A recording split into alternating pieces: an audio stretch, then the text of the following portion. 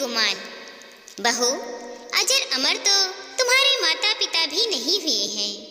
आज जो तुम व्यवहार मेरे साथ कर रही हो, कल वही व्यवहार तुम्हारे माता पिता के साथ हो, तब तुम्हें पता चलेगा। शरीर का भला क्या गुमान करना। जमुना जी अपनी बहू सुहासिनी से बोली, अम्मा जी, मेरे माता पिता की किस्मत आपकी तरह नहीं है। अरे एक नहीं, दो श्रवण कुमार हैं उनके, वो सब संभाल लेंगे। पर आप तो अपनी चिंता करो। सुहासिनी ने कहा, श्रवण कुमार तो मेरा बेटा भी था, पर वो भी क्या से क्या बन गया। जमुना जी ने धीरे से कहा, पर शायद उनकी यह बात सुहानी को सुनाई दी, इसीलिए उसने जवाब नहीं दिया। नहीं तो इस बात पर अच्छा खासा हंगामा कर देती। पर यह बात उनके बेटे सुरेश ने जरूर सुन ली, पर अपनी बीवी के सामने बोलने की उसकी हिम्मत नहीं थी, इसीलिए चुपचाप नजरें नीचे करके वहां से उठकर चला गया।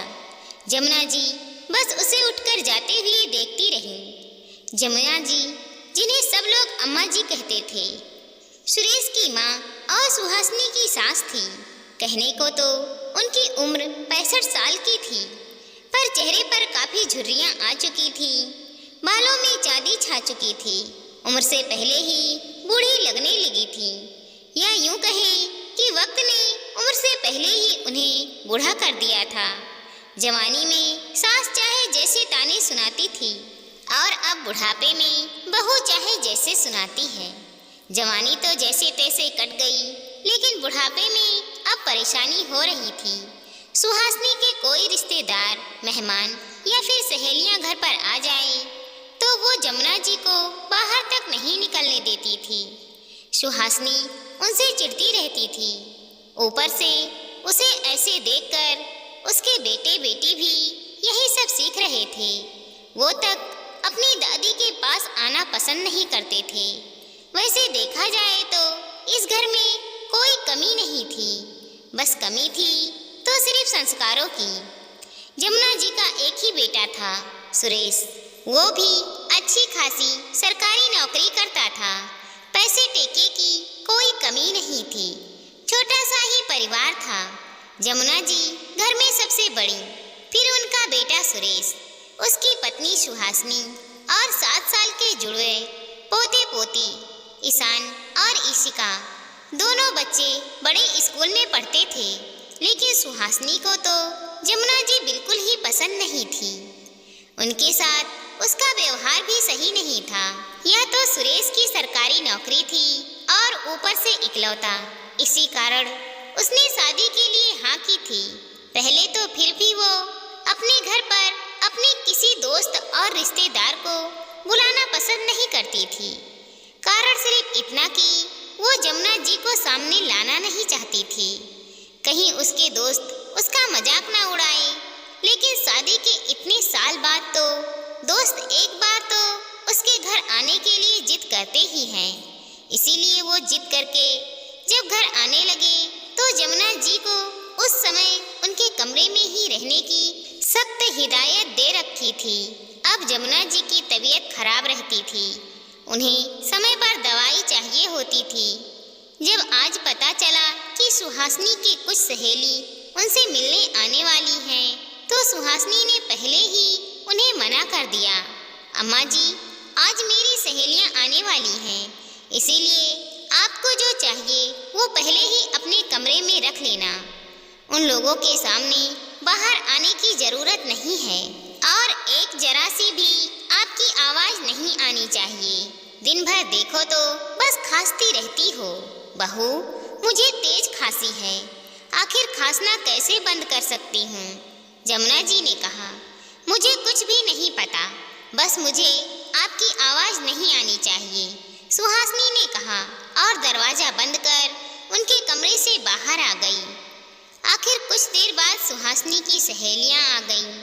बाहर पार्टी का दौर चल रहा था, नाश्ता वगैरह सब बाहर से मंगाया गया था। तभी उसकी एक सहेली ने पूछा, सुहासिनी, तुम घर में अकेली ही हो क्या? हाँ यार, बच्चे स्कूल गए हैं, पति ऑफिस और मैं घर पर। यार, मैंने तो सुना है कि तेरी सास भी है, वो कहाँ है? कभी हमें भी तो मिलाओ उनसे। उनकी सहेलियों ने कहा, मम्मी जी घर पर नहीं हैं, वो शॉपिंग करने बाहर बाजार गई हैं। सुहासिनी ने ये कहकर बात को टाल दिया। इधर जमुना जी अपनी खांसी पर कंट्रोल करने की पूरी कोशिश कर रही थी। अगर उन्हें खांसी आ भी रही थी तो वो तकिए से मुंह दबाकर खांस रही थी। पर आखिर कब तक? एक तो उम्र भी थी, ऊपर से इतनी तेज खांसी। वो मेज पर से अपनी दवाई लेने के लिए उठी। अभी मेज तक पहुंची ही नहीं थी कि उनकी खांसी चलने लगी। इधर सुहासिनी और उसकी सहेलियों के गेम का दौर चल ही रहा था कि इतने में अंदर से जमुना जी के खांसने की आवाज आ गई। सहेलियां गेम खेलते खेलते रुक गईं। अरे अरे, अंदर कोई है क्या? ये सुनकर सुहासिनी सकपका गई, पर बात को संभालते हुए बोली, नहीं नहीं, कोई नहीं है, तुम्हें गलतफहमी हुई होगी। नहीं यार, अंदर से खांसने की आवाज आ रही है, जैसे कोई बड़ा बुजुर्ग खांस रहा हो। अरे वो तो अंदर हमारी नौकरानी है जमुना, बुजुर्ग है इसीलिए बुढ़ापे में खांसती रही है। सहेलियों को ना मानते देखकर सुहासिनी ने बहाना बनाया। उसकी बात सुनकर सहेलियां अपने खेल में मगन हो गईं, पर सुहासिनी को बहुत गुस्सा आया। सभी सहेलियों के जाने के बाद वो तमतमाती हुई जमुना जी के कमरे में आई और चिल्लाना शुरू कर दिया, अम्मा जी, कहा था ना आपको कि आपकी बिल्कुल भी आवाज नहीं आनी चाहिए, फिर भी जोर जोर से खांस रही थी आप। जानबूझकर ऐसी हरकत कर रही हो, बस बहुत हो गया। अब तो आपका बंदोबस्त कहीं और ही करना पड़ेगा। उसके बाद जमुना जी से उसकी इतनी बहस हुई थी।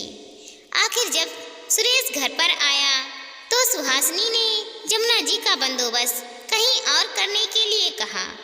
आखिर सुरेश जमुना जी को कहाँ छोड़ता, इसीलिए घर में ऊपर की तरफ जमुना जी के लिए एक कमरा बनवा दिया जिसमें जमुना जी रहती थी। साथ ही एक नौकर भी रख दिया जो उनकी देखभाल करता था। पर इसके बाद जमुना जी ज़्यादा से ज़्यादा 1 साल ही रह पाई। उसके बाद वो दुनिया से कुछ कर गईं। अब जमुना जी को भी इस दुनिया से गए हुए 5 साल हो चुके हैं। इधर सुहासिनी के दोनों भाइयों का भी विवाह हो गया, पापा भी इस दुनिया से जा चुके हैं। लेकिन अब मामला ये है कि उनकी मम्मी की सेवा के लिए कोई नहीं है। भाइयों ने तो मम्मी को रखने से ही साफ इनकार कर दिया। तब सुहासिनी ने अपनी मम्मी को अपने घर लेकर आई थी। लेकिन अब सुहासिनी के बच्चे भी बड़े हो चुके थे। जिन बच्चों ने दादी का ही तिरस्कार देखा हो, वो भला नानी का क्या सम्मान देते। किशोरावस्था की ओर बढ़ते बच्चों की अब नानी की झुर्रियों से समस्या थी। अगर उनका कोई फ्रेंड उनसे मिलने आ जाए और उस जगह उनकी नानी बैठी हो तो वो अपने फ्रेंड के सामने अजीब महसूस करते थे। अब सुहासिनी कुछ कहती थी तो घर का माहौल बिगड़ता था, पर बढ़ते हुए बच्चे इस चीज को मानते नहीं थे। उसने इस बारे में सुरेश से बात की तो सुरेश ने कहा, देखो इसमें हम कुछ नहीं कर सकते। जब तुम नहीं समझना चाहती थी तो तुम अपने बच्चों से कैसे उम्मीद कर सकती हो। तुम्हें अपनी मम्मी को रखना है, शौक से रखो। ऊपर अम्मा का कमरा है, उसी में वो रह जाएंगी, और चाहे तो उनके लिए नौकर रख लेना। इससे ज़्यादा मैं कुछ नहीं कर सकता। पर मेरी मम्मी उस कमरे में अकेली कैसे रहेंगी? सुहासिनी ने कहा, जैसे मेरी अम्मा रहती थी। और फिक्र मत करो, बच्चों को जैसे संस्कार दिए हैं हमने, शायद एक दिन हमें भी उसी कमरे में रहना पड़े। आखिर सुरेश ने कहा तो सुहासिनी कुछ कह नहीं पाई। फिलहाल तो उसने अपनी मम्मी को उसी कमरे में रखा।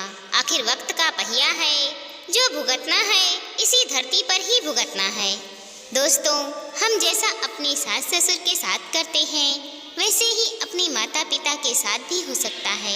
इसीलिए अपने बच्चों को अच्छे संस्कार दो और उनके पालन पोषण अच्छे संस्कार में करो, ताकि आगे चलकर तुम्हें वह तकलीफ ना दे और तुमसे मुंह ना फेरे। तुम्हारे बुढ़ापे में वह तुम्हारा केयर करे और तुम्हारी देखभाल अच्छे से कर सके। आशा करती हूँ कि आप लोगों को यह वीडियो पसंद आई होगी। हमारी इस वीडियो को लाइक करें, शेयर करें और चैनल पर नए हैं तो सब्सक्राइब करें। साथ ही साथ मिलते हैं अगले वीडियो के साथ। तब तक के लिए धन्यवाद दोस्तों।